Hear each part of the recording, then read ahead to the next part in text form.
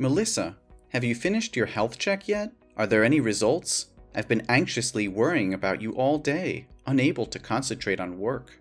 I've checked everything. I have the results, but I don't really want to discuss it right now. I need some time to compose myself. Why are you shutting me out? Are the results not good? Just tell me, and we'll face it together. Well, I have breast cancer, and they said it's an advanced stage, spreading rapidly. The doctor insisted on immediate hospitalization because it's becoming dangerously life-threatening. Oh my god. How advanced is it? How far has it spread? Can we treat it right away? Will you be okay if you undergo surgery now? Joseph, I'm in complete disarray. The doctor mentioned further tests are necessary to determine my survival rate. If you want to leave now, then go ahead. I'll sign the divorce papers. If you keep hesitating, I fear I won't find the strength to leave you later. What are you saying? Why would I abandon you? Don't tell me it's too late to save you. No, there's still a chance for me, but the treatment could be prolonged and incredibly exhausting, possibly lasting several years with substantial financial costs.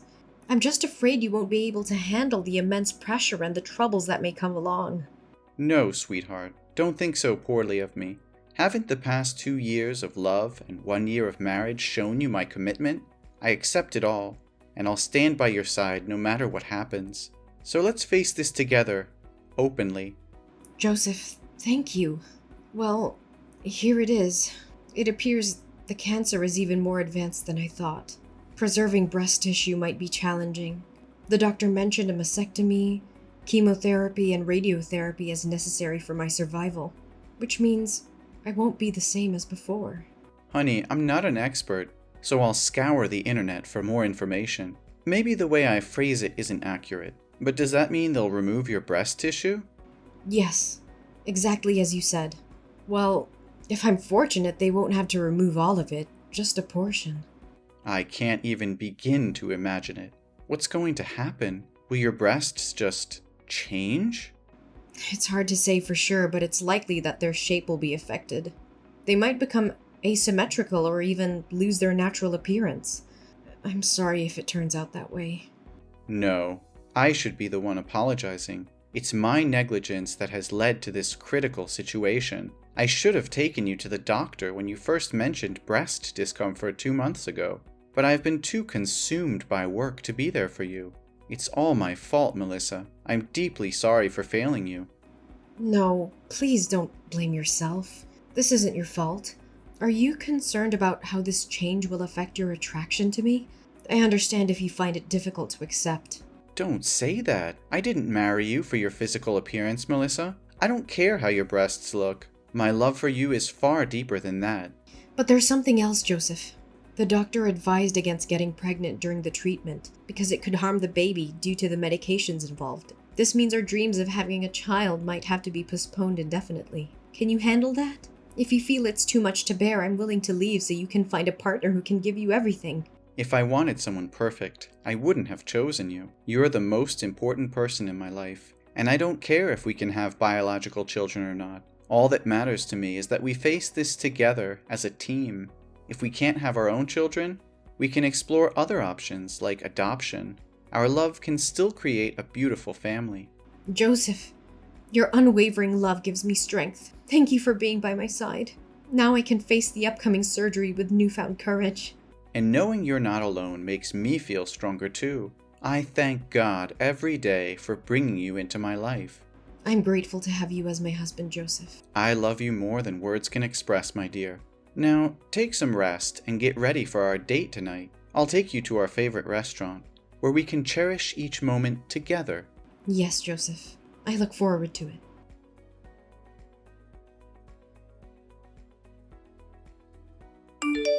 Hey, Melissa. I heard from Joseph. He just stopped by my house and told me about your condition. Since he has to go on a business trip for a few days, he asked me to take care of you. Do you really have breast cancer? Why didn't you tell me anything? Oh, hi, Mom. Lately, I've been feeling tired and busy with all the medical appointments and preparations for my surgery, so I haven't had a chance to inform anyone. Besides, it's not something I want to share as good news. You don't sound like yourself. I can sense your nervousness, sadness, and sensitivity. Does this mean your condition is severe? Well, if we want to be optimistic, I can say it's not too bad, but it's also not great. Surgery always carries risks, and the thought of scalpels in my breasts naturally makes me nervous. They're an important part of my identity as a woman. Really? Sometimes I forget that you're a woman too. You don't behave like a lady, or a good daughter-in-law, especially when you make my son do household chores that should be your responsibility. Mom, what are you talking about? Which chores are specifically assigned to me? In our household, we share the housework equally.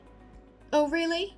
But every time I visit your house, I always see my son doing all the household chores. Whenever I come over, it's Joseph who's cooking while you're sitting and relaxing.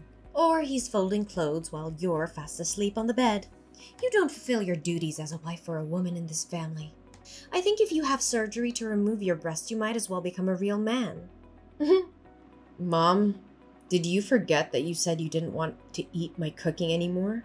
That day I came home from work and rushed to the kitchen to cook dinner. But after you tasted one spoonful, you said the soup was too bland and looked like vomit. To please you, I added salt. But then you said it was as salty as seawater and I ruined the soup. Since then I have stopped cooking for you. As I said before, both Joseph and I work and we agreed to divide the household chores. Usually I handle laundry, and Joseph takes care of ironing and folding. Sometimes appearances can be deceiving. Those tasks are typically meant for women, but I can't force my husband to do them. My son is exhausted from work, and you still make him do more? Mom, it's because you constantly scrutinize and criticize everything that he and I had to move out and live separately. I'm exhausted and I don't want to continue arguing with you. If you don't have anything else to say, I'll talk to you later. Oh, don't be mad at me. It was just a joke. You shouldn't take it so seriously. But I am genuinely worried about you. Are you referring to the surgery? The doctor has assessed my condition, and the success rate is quite high, so there won't be any major risks to my health. I'll be fine. However, after the surgery, I'll still need to take antibiotics and have regular injections, just to minimize the risk of cancer reoccurring. No, it's not about the surgery. I'm worried about your marriage with my son. You don't have to worry about us, Natalie. Our relationship is still strong, and Joseph loves me unconditionally. There's no reason for your concern. That's what I've always feared. My foolish child. Always thinking of others before himself. Shouldn't he be looking for someone else? Someone without all these complications? Mom, I don't appreciate any of these jokes at all. Joseph has made it clear that my appearance or any physical changes won't affect his love for me. Oh, come on. You know Joseph is just being kind. What about when reality hits? After the surgery, with your changed appearance, it won't be as appealing, even though I never found you attractive to begin with. And Joseph, attending corporate parties, needing a beautiful companion, will he still be satisfied with you then? I can dress in a way that hides any changes, and I can wear supportive undergarments. It's not something that will be obvious to others. Only you and Joseph know about it. Aren't you afraid he'll get tired of you and eventually seek someone else? You'll end up even more miserable and desperate when that happens. Maybe you should consider divorcing Joseph preemptively. I offered to divorce Joseph when I first found out about my diagnosis, but he assured me he would stand by me no matter what. It's not my decision to make alone. Besides, beauty is subjective, and Joseph sees beyond physical appearances. You're always so argumentative, Melissa. That's why I say you lack femininity. And what about children? After the surgery, you won't be able to have children anymore. Joseph has always wanted a child. Do you have the heart to make him so sad? The inability to conceive is temporary during the treatment. We have discussed it and Joseph is willing to wait. We have even considered adoption as an option to fulfill our desire for a family. No! I absolutely disagree with that. Adoption? I never approved of such a thing. The primary duty of a woman is to give birth, and if you can't fulfill that, you don't deserve to be my daughter-in-law. And how many more years will you make me wait for a grandchild? I'm over 60. I don't want to wait any longer. This is not something you can dictate, Natalie. Your reasons for happiness are ridiculous. What is it you really want to say? You are an insufferable daughter-in-law. Don't you understand that you should respect your mother-in-law? Fine. Let's be direct then. I want you to divorce Joseph. I can't accept having a messy, sick, and weird daughter-in-law like you. I believe you're incapable of giving birth to a child for Joseph. And even if you did, I question the child's health. What if they also face the same challenges? Or if they are teased for not having a normal mother? It's selfish of you to only think of yourself. You do realize that breast cancer isn't contagious, right? Besides, I don't want to divorce Joseph. I love him very much. And it seems like Joseph disagrees with your idea as well, doesn't he? If Joseph had agreed, you wouldn't have gone to such great lengths to convince me of anything. I have already introduced Joseph to a friend's daughter. I really like that girl and want her to be my daughter-in-law. But I don't understand what it is about you that Joseph loves so much. So if you want a divorce, go ahead. I won't give you a hard time. No, absolutely not. I think that settles it, doesn't it? Now, I have to go for my hospital visit, so I won't be able to argue with you any longer. Besides, maybe I don't need your care as Joseph asked. I believe I'll be better off without your help. Goodbye. You're so stubborn. We'll see about that. But mark my words, Melissa. One day, Joseph will come to his senses and realize that he deserves better than you.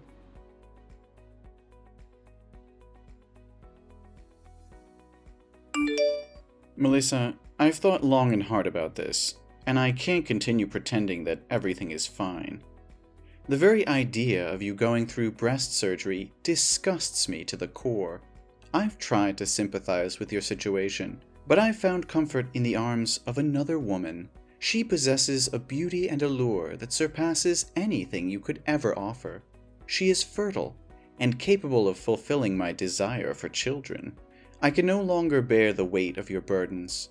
Divorce is the only path for us now, and I insist that you disappear from my life, taking your illness with you. I am devoid of any care or compassion, and I won't spend a single penny on your behalf. Don't text me back. I don't want to talk with you anymore. Leave my house before I return, for you have never been deserving of my love.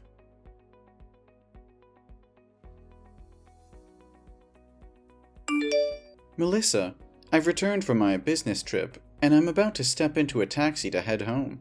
Shall we go out to eat together tonight before your hospital visit tomorrow?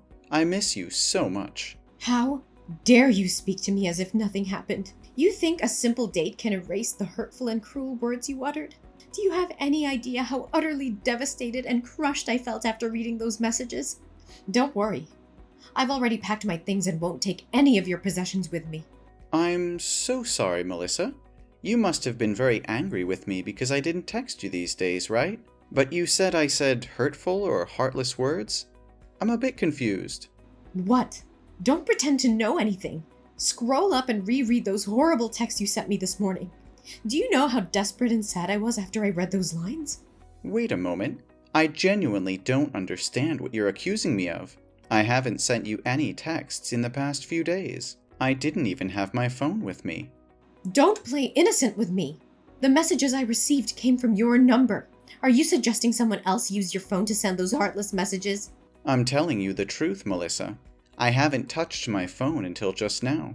I had to visit my mother's house briefly before heading to the airport, and I accidentally left my phone there. That's why I couldn't contact you. I only just retrieved it a short while ago. So you expect me to believe that you didn't send those vile messages? Yes, Melissa.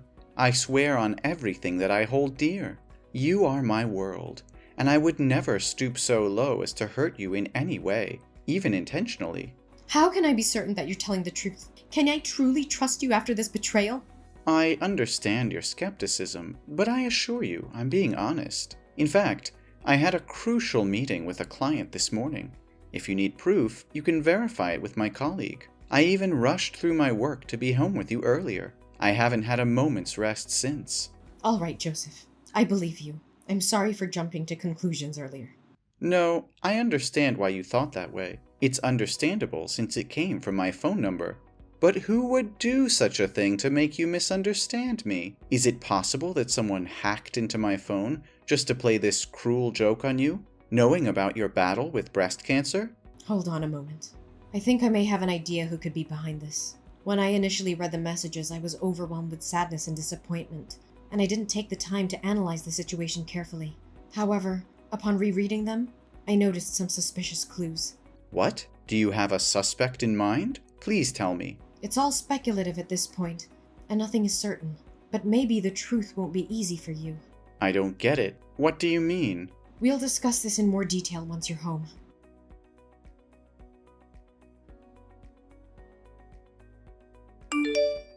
Mom, let's have a talk. Well, look who's here. How are you holding up? Did the surgery make you even more pathetic? I bet Joseph can't stand the sight of you anymore. It's only a matter of time before he divorces you. No, that's not happening. So spare your concern. Instead of focusing on me, maybe you should take a good hard look at yourself. What are you implying? What's your problem?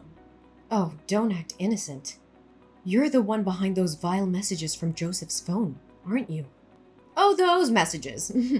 The ones telling you the harsh truth that you'll be nothing but a burden to Joseph after the surgery? Well, whoever sent them, I can't say they're entirely wrong. You've become a liability. And you're deluding yourself if you think otherwise. Joseph has been sacrificing his time and energy, taking care of you day and night at the hospital. Have you ever stopped to think about that? But why should I take the blame for those messages?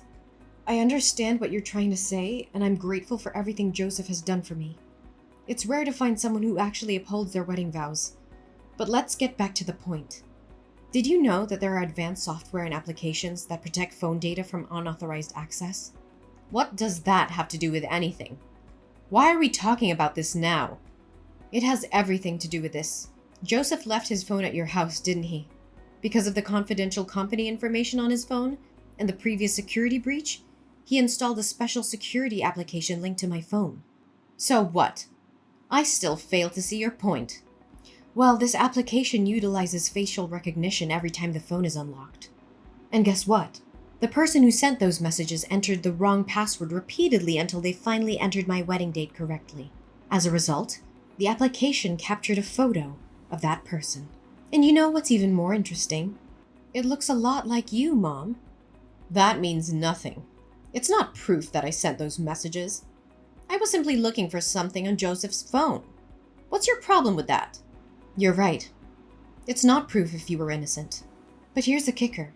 The timing of those messages coincides with the time you were trying to access my husband's phone, Natalie. And there's another thing you probably didn't notice because it's become a habit of yours.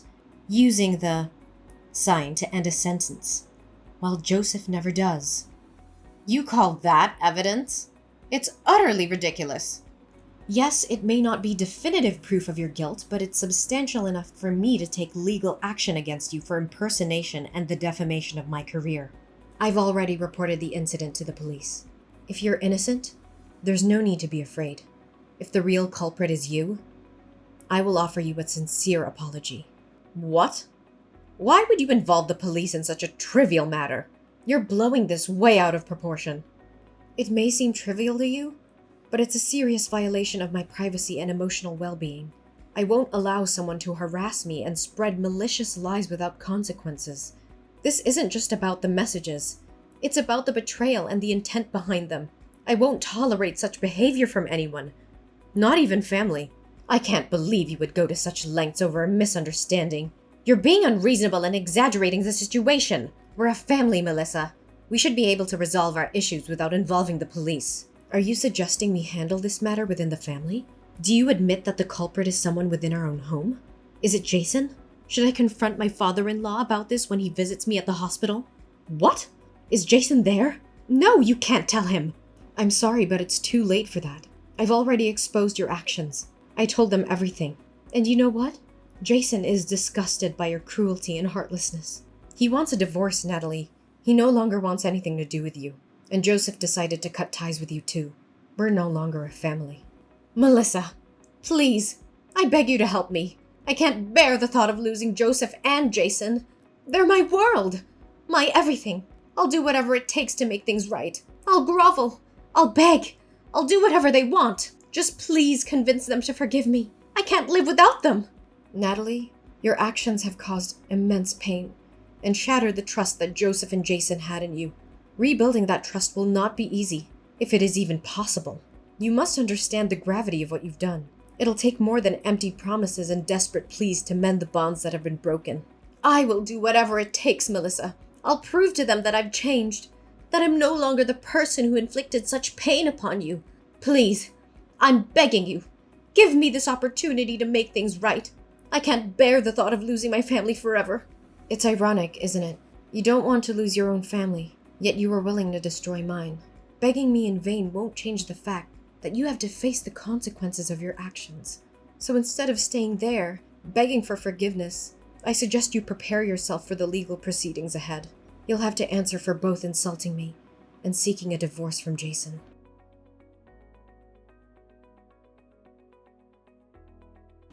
My determination to seek justice prevailed as the legal proceedings unfolded. The court recognized the gravity of Natalie's actions and the immense damage she had caused. Natalie was ordered to pay substantial compensation for her deceitful behavior, a financial burden that would weigh heavily on her for years to come. Furthermore, the truth about Natalie's manipulation and cruelty came to light, leading to a devastating consequence for her marriage. Jason, deeply hurt by her actions and unable to reconcile with the betrayal, made the difficult decision to end their relationship. Natalie found herself facing not only financial ruin, but also the loss of her family. Joseph, too, could no longer bear the weight of Natalie's deception and the pain she had inflicted upon me. He chose to sever all ties with Natalie, recognizing that her actions were irredeemable and incompatible with a healthy, loving relationship. On the other hand, my resilience and unwavering spirit allowed me to overcome the challenges I faced. As a cancer survivor, I found solace in the love and support of Joseph, who stood by my side throughout the tumultuous ordeal. Together, we created a new chapter in our lives, filled with happiness, growth, and a profound appreciation for the bond we share. My strength and triumph over adversity inspired others facing similar struggles, and I became an advocate for cancer survivors, offering comfort and guidance to those in need. My journey of healing and personal growth served as a beacon of hope for those who face their own battles.